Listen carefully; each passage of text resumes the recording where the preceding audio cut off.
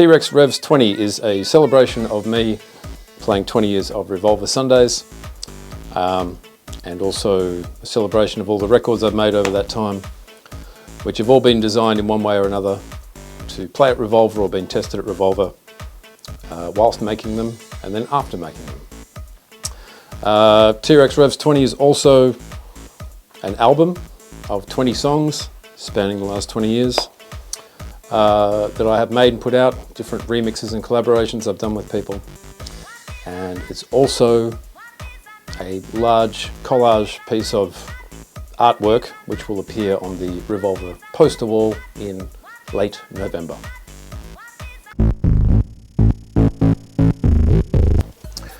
The REVS 20 event at Revolver upstairs, T-REK's REVS 20, is an event that I put together on the 1st of December from 7 p.m. on the Sunday night until hopefully 7 o'clock the next morning. I put together a 12+ hour lineup of a lot of my best friends, biggest influences and favourite DJs, all playing back to back. Sorry, not back to back, one after each other. I have some of my biggest influences as DJs like Boogs, Spacey, Ransom, the guys who I learned from and came up under. Great old friends like Luke McD and Jeanette playing. Honey Smack playing a live set right before my set. And I'm hoping everyone's going to do different things. So every hour or so the music will change, and we'll see how it goes. The REVS 20 poster wall, which I am creating, is a giant collage of as many images that I could find relating to me and my music at Revolver upstairs over the last 20 or more years. I dug up old posters and flyers, found old photos of friends and different things. Anywhere I could find stuff relating to Revolver, I just compiled all of these images and sort of pushed them all together. I'm by no means a graphic artist. I'm just doing something creative that's pictures, and I should probably stick to music because that bit I do know what I'm doing with. It's like, the T-REK REVS 20 album is me selecting 20 songs going back over the last 20 years, songs that I've made in collaboration with other people. Some of them are remixes I've done for people, a couple of them are remixes people have done of me. Tried to put together a cohesive album that's good to listen to from start to end. A lot of my favourite pieces of music, all of which have been created with Revolver in mind, tested on the way to being finished during my sets at Revolver, and ultimately I think all of them played pretty regularly at Revolver over the years since I finished them.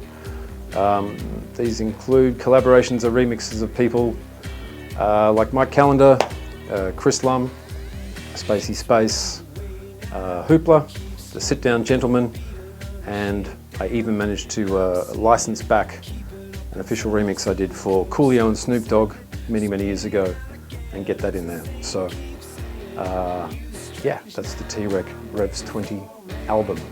Out now on, what's my record label now? Freak Show Disco Productions. Don't laugh.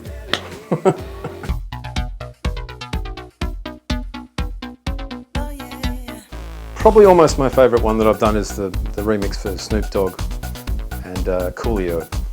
Of course, it was super cool getting asked to do an official remix for them.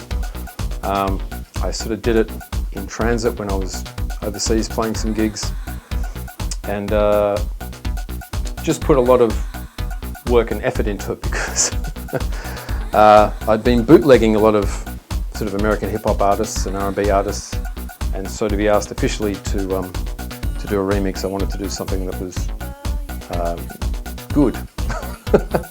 One of my other favourites is one that I've kind of rediscovered recently through putting this together, was a remix that Spacey Space and I did of our friend Digital Primate, which was a track called My Bush Would Make a Better President, which was so long ago I forgot that we made vinyl of it until I found it in my own collection recently. So that's another favourite, and they're all favourites don't ask me to choose my favourite children. How dare you?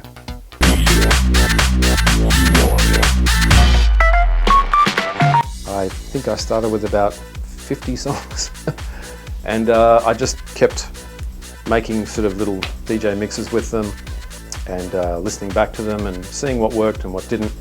I didn't put a lot of my probably bigger and more well-known songs in there. I tended more towards tracks that to me sounded like Revolver. A lot of these songs I've played for many years at Revolver and will continue to do so. And I think a lot of them have probably flown under the radar, just songs that I really like and that lend themselves to each other.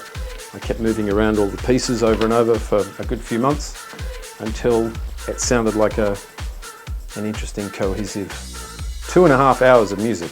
It's ridiculous. 20 songs, 2.5 hours. Nobody needs that. It's too much T-REK. Stop it.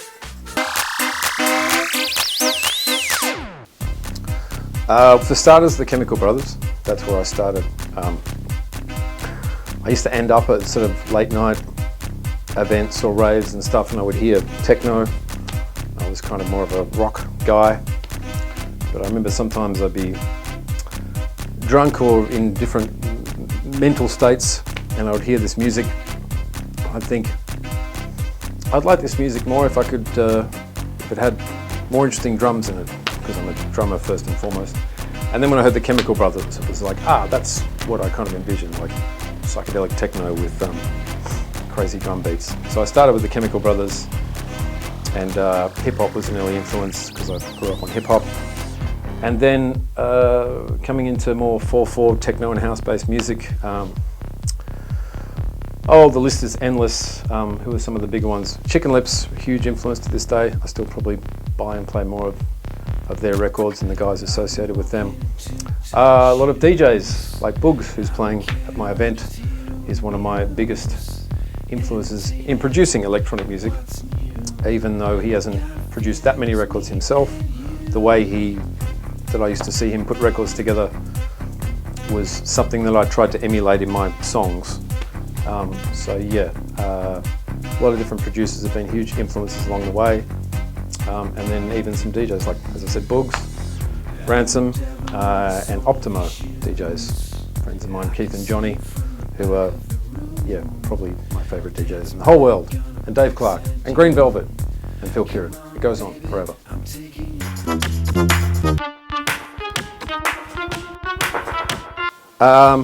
Well, I started out as a drummer, so most of the songs I've produced over the years almost always start with the drums.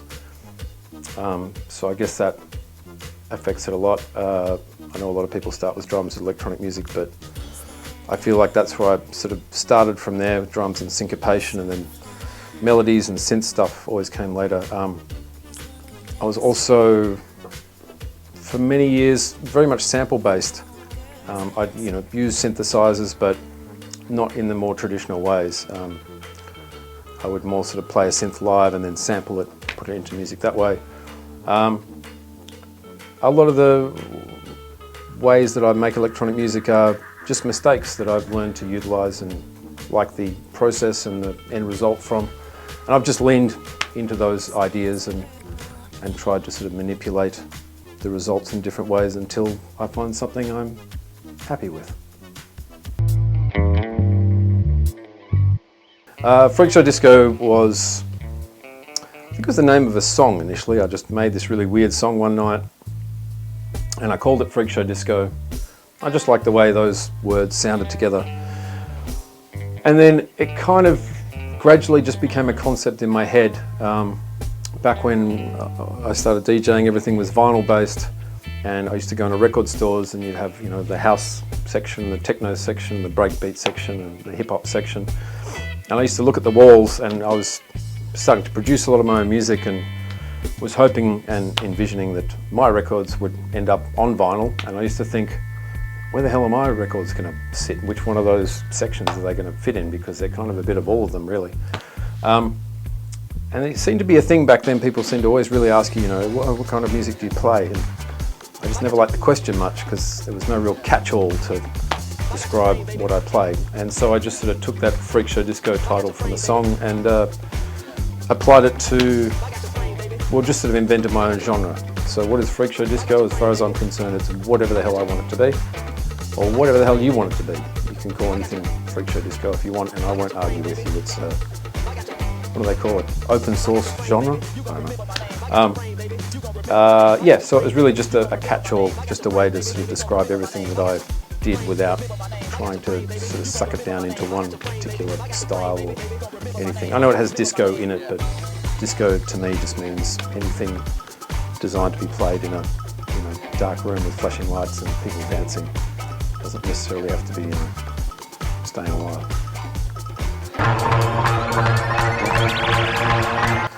I first came to be involved with Revolver Upstairs nearly 30 years ago. Before there was a nightclub there. There was a music store and a band rehearsal room, and when I was 18 and just out of school, I got hired to run the studios for bands and stuff there, and worked a bit in the drum shop. And after working there for 2 or 3 years, they built the nightclub upstairs, and I was playing music and rock and roll bands, but had an interest in samplers and synthesizers. I was starting to mess around with electronic music, and all of a sudden there was a nightclub upstairs from my work where I could go and have a drink after work, or maybe get a free drink, or hear some DJs. And because I was messing around with electronic music, of course, I just sort of got sucked into that world, and within a few years I started DJing myself, and now it's 20 years later.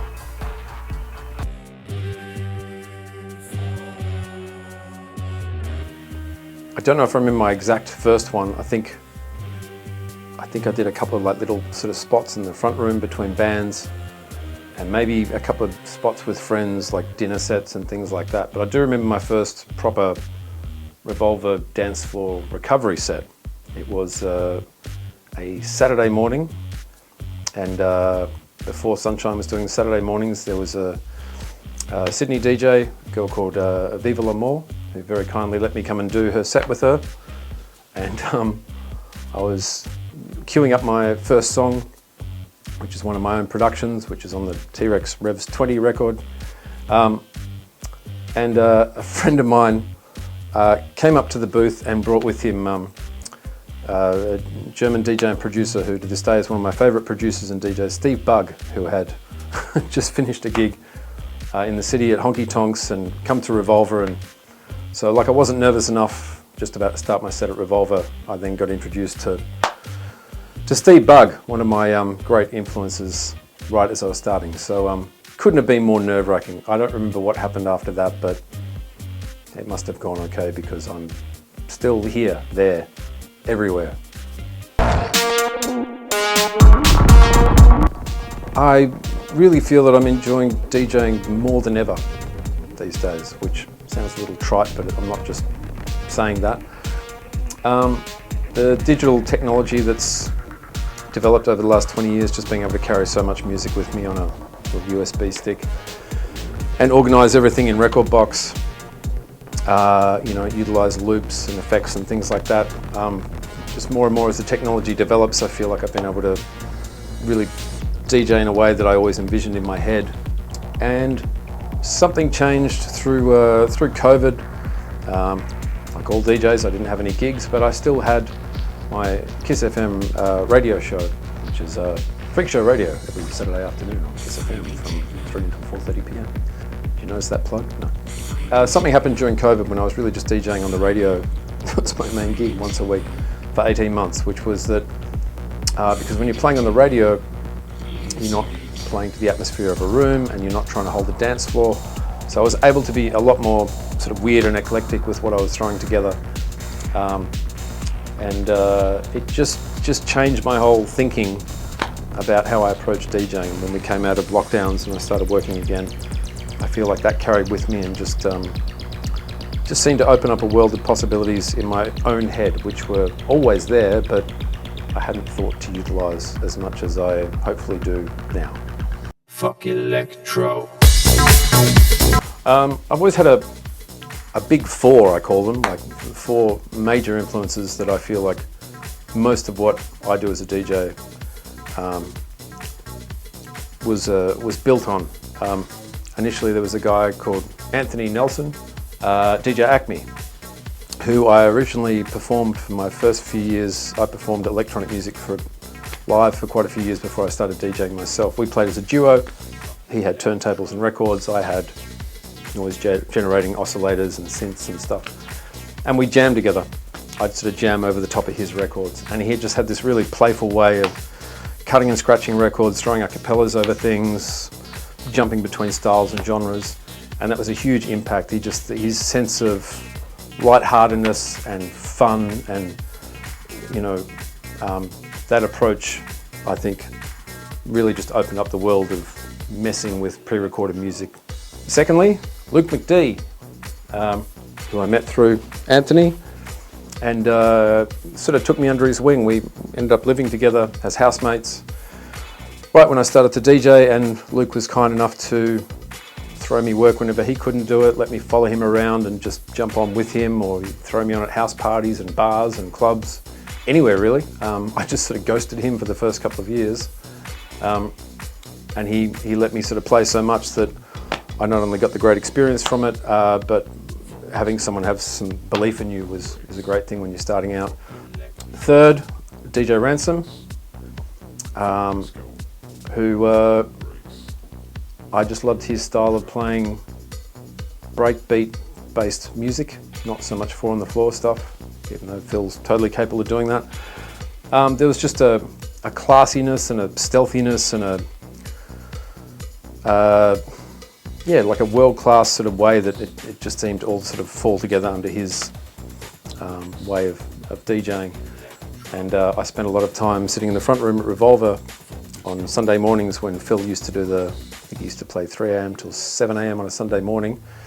And I used to sit in that booth with him and roll cigarettes, and he would just sort of drop knowledge on me. And I would just enjoy his tunes and enjoy chatting with him, and I cannot count the ways that that's been a huge influence on what I do and how I play.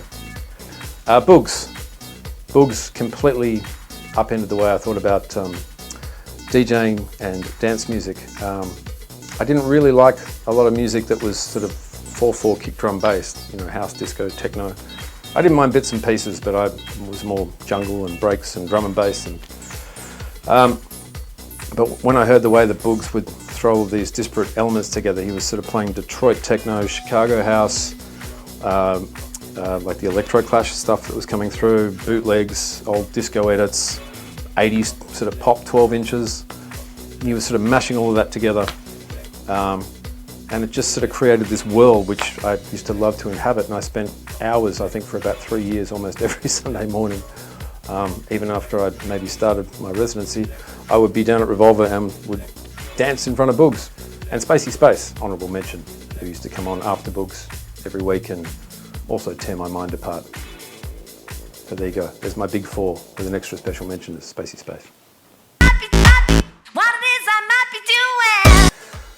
T-REK's REVS 20 is a celebration of myself, T-REK, playing 20 years of Sundays at Revolver upstairs. It is a three-pronged project that I have concocted in my little brain. It is an event on the 1st of December with 12 hours of me programming a lot of my best friends and favourite DJs. That's one part. The second part is the T-REK's REVS 20 album, which is 20 tracks, like a retrospective of songs that I've made by myself with other people, remixes that I've done spanning the last 20 years. And the third part is a giant collage that I've created for the poster wall at Revolver, which will be going up, I think, a week or so before the event, if it's not there already. The idea for this sort of came about over the last few years. Some different ideas and things that I was thinking about or possibly going to do fell together. I was talking to Henry Hu at Revolver upstairs several years ago about maybe doing something, a retrospective album of my music, maybe through the Revolver record label. We were talking about that through COVID, and it never quite happened, but I sort of had that idea. And then maybe 18 months ago, I don't know why, but I started thinking, you know, what would it look like if I threw a party at Revolver, you know, for like 12 hours and did everything that I wanted to do musically, like had the people that I wanted and kind of mixed it up and did something weird. So I started moving towards that, and then as a sort of year and a half ticked over, I realized that if I did it at around the time of year that we're now doing, that it would actually be my 20-year anniversary of my Sunday residency at Revolver. So suddenly it had a banner to fall under, T-REK Revolver 20 years. And so that's how it all came together. The artwork that I'm creating will, you know, it's part of the poster wall at Revolver. It's also the cover of the album, and so that's the sort of genesis of the idea, if that's not too confusing and convoluted for you.